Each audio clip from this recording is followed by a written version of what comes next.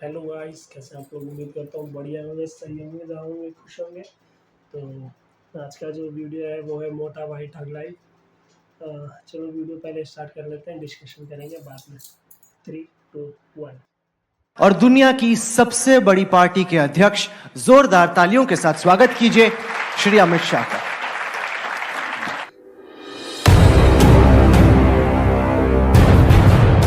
सबसे पहली बात है कि इस देश का विभाजन कभी भी धर्म के आधार पर नहीं होना चाहिए था, मगर एक कटु वास्तविकता, कटु सच है कि इस देश का विभाजन धर्म के आधार पर हुआ। बंटवारा धर्म के आधार पर नहीं होना चाहिए था, मगर कांग्रेस ने बंटवारे की डिमांड को सरेंडर किया और इस देश का विभाजन धर्म के आधार पर हुआ। और पाकिस्तान के प्रधानमंत्री ने स्टेटमेंट किया था, हम दलितों को नहीं जाने देंगे। पाकिस्तान में साफ सफाई कौन करेगा? और उस वक्त कांग्रेस के प्रधानमंत्री चुप रहे थे। उसी दिन सबको लाने की जरूरत, इनके भरोसे छोड़ने की जरूरत नहीं। मेरे लाला तू निकाला, मेरे वजह से तेरे पे गिरेला है ये उजाला, मारा तला मेरा छोटू। बांग्लादेश से महिलाएं आती हैं, काम करती हैं, सिंदूर लगा के घूमती हैं, साथ ही साथ वो चूड़ियां पहनती हैं, काम करती हैं। वो कैसे प्रूव करोगे कि इनमें जेन्युइनली हिंदू कौन है, मुसलमान कौन है? देखिए, ऐसा है, ये सारी चिंता आप सरकार पे छोड़ दो, हम कर लेंगे। उन्होंने कहा मुसलमानों से नफरत क्यों है? हमें कोई नफरत नहीं है। मैं आपको कहता हूं जनाब, आप नफरत खड़ी मत करना, मेहरबानी कर दीजिए। साहब ने अभी कहा कि एनआरसी का बैकग्राउंड बना रहे हैं। एनआरसी का कोई बैकग्राउंड बनाने की जरूरत नहीं है। हम इस पर बिल्कुल साफ है कि इस देश में एनआरसी होकर रहेगी। कोई बैकग्राउंड बनाने की जरूरत नहीं। बैकग्राउंड है ही हमारा घोषणा पत्र ही background. Too many thoughts on my mind, I can't sleep at night, so I just keep writing. I don't need no help, I don't need. दूसरा 370 में जब 370 बनी तब ही सारे कांग्रेस के लीडर ज्यादातर देश की संविधान सभा में थे। इसको कोई डिस्प्यूट नहीं कर सकता। उसको टेम्पररी रखा गया। क्यों टेम्पररी रखा? परमानेंट कर देते तो हटाने का सवाल ही नहीं आता। हटाने का रास्ता 373 में डाला गया। क्यों डाला गया भाई? आपने ही डाला है, आपने ही कहा है। नेहरू जी ने संसद में कहा कि ये घिसते घिसते घिसते घिस जाएगी, तो हमने घिस डाली। तेरा बाप आया। 9 फरवरी को क्या था? देश की आजादी के दिन था, गणतंत्र दिन था, जेएनयू की स्थापना दिन था। क्या था जरा बताओ तो मुझे, क्या था? नहीं, क्योंकि नहीं 9 फरवरी को क्या था पहले ये बताइए। मैं बताता हूँ। कुछ छात्रों ने आके नारे लगाए। 9 फरवरी को क्या था? की बात की। 9 फरवरी को क्या था? अफजल गुरु की सालगिरह। अफजल गुरु की फांसी के दिन पर इकट्ठा होना इट सेल्फ देशद्रोह है। अब सुनो। नरेंद्र मोदी को, विशेषकर आपकी चैनल ने हिटलर, रावण, अरे सुनिए तो, अब मुझे सुनिए भैया। हिटलर, रावण, मास किलर, मास मर्डरर, दुनिया भर की कह सके ऐसी कोई चीज छोड़ी नहीं थी। हम कुछ नहीं करते। व्यक्ति और सरकार के खिलाफ बोलने की सहनशीलता, सुनने की सहनशीलता हम में है, कोई बोलता है तो, मगर देश के खिलाफ अगर कोई बोलता है तो इसको ना सहन करना चाहिए, ना हम सहन करेंगे। ये हमारा कमिटमेंट।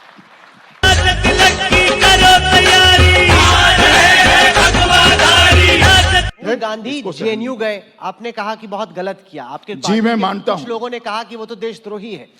राहुल गांधी जेएनयू गए, उसको मैं गलत नहीं मानता हूं। राहुल गांधी जी ने वहां जाकर भाषण किया कि कुछ लोग ने, नारों के रेफरेंस में, कि कुछ लोग आपकी आवाज को दबाना चाहते, कुछ लोग फ्रीडम ऑफ एक्सप्रेशन को सप्रेस करना चाहते हैं। मैं इसके खिलाफ बोला हूं और मैं मानता हूं कि अगर आवाजें है कि भारत तेरे टुकड़े हो गए इंशाल्लाह, तो उसको दबा देनी चाहिए।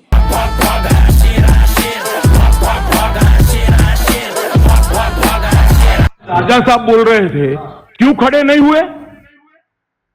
उन्होंने काफी ऐसी सारी बातें की और रूल्स के हिसाब से नहीं। हम आराम से सुनते रहे। सुनने की भी आदत डाली ओवैसी साहब। इस तरह से नहीं चलेगा, सुनना पड़ेगा। प्लीज डरने का सवाल नहीं है। अध्यक्ष महोदय, मैंने डरने की कोई बात ही नहीं करी है। डर जहन में पड़ा है तो मैं क्या कर सकता हूँ?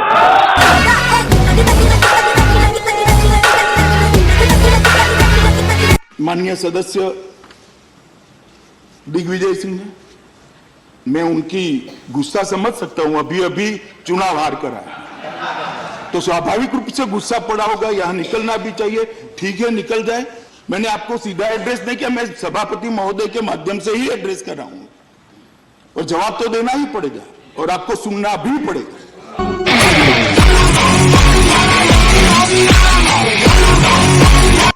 जब मैं जम्मू और कश्मीर बोलता हूं तो पीओ को इसके अंदर ही आता है।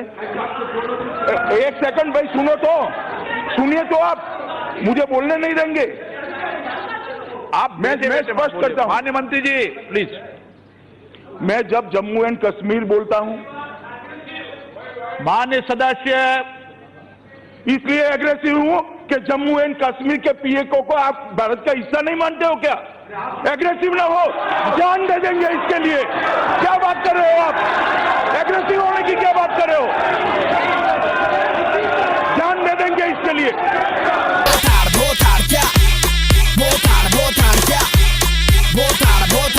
ऐसी है कि मेरा सीट नंबर 462 है और 461 में माननीय श्री फारूक अब्दुल्ला जी बैठते हैं और वो जम्मू कश्मीर से चुन के आए हैं और उनकी आवाज़ की आज सुनाई नहीं दे रही है।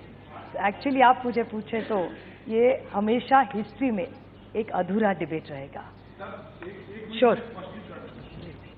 मैं सदन को अवगत कराना चाहता हूं, फारूक अब्दुल्ला जी को ना डिटेन किया गया है, ना अरेस्ट किया गया है, अपनी मर्जी से अपने घर पर है। ठीक है, उनकी तबीयत ठीक नहीं है फॉर द रिकॉर्ड। तबीयत मैं ठीक नहीं कर सकता, डॉक्टर कर सकता है।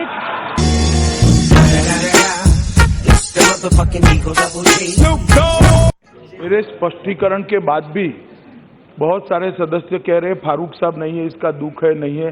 फारूक साहब है और अपने घर में है, स्वतंत्र है। वो यहाँ आना नहीं चाहते तो मैं जबरदस्ती नहीं ला सकता। इस तरह से आप पिछले 6 महीने से राजनीति कर रहे हो, 2014 से आपका ग्राफ रहा है। मैं बचपन से ही ऐसे राजनीति करता हूँ, मैं नहीं बदलता।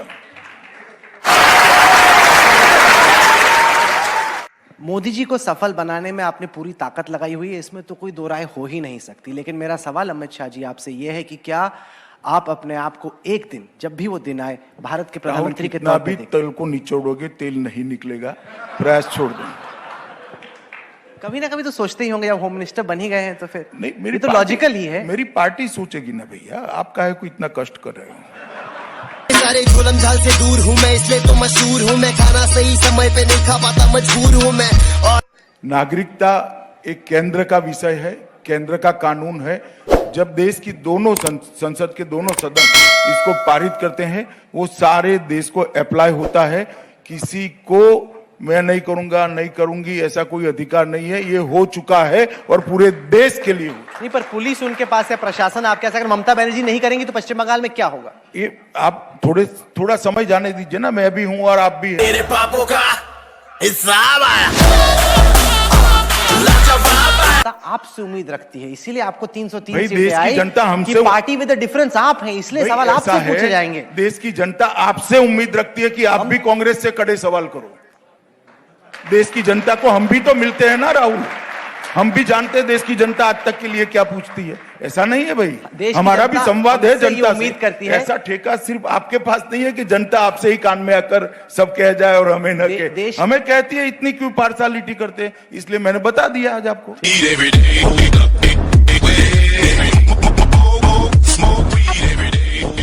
क्या कॉमन सिविल कोड और पीओके, लोग ये कह रहे हैं कि 2 चीजें अभी बची हैं आपके एजेंडे में।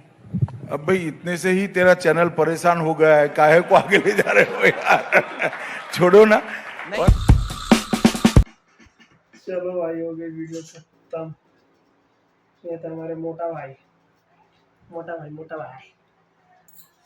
मोदी और मोटा भाई में खतरनाक कौन है दोनों में से? यही है ना। सब लोग इन्हीं को बोलते हैं।